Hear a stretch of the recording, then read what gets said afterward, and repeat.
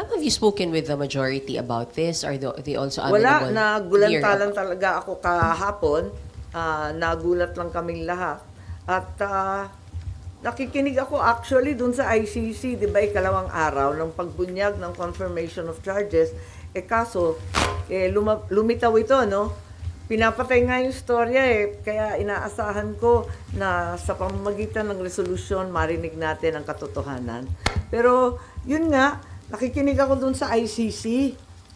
Biglang eto nga ang naging balita. Nagulat ako at may $2 million pa raw para sa ICC, sa gastos ng ICC.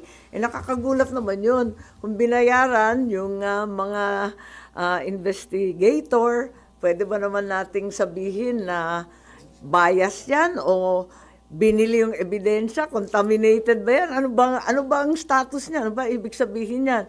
Tapos maya't maya, inaabutan pa ng paper bag at kung ano-ano pang pandagdag daw sa kanilang, sa kanilang tsibog, tirahan, kung saan-saan lakad nila, nakakagulat naman yung ganun.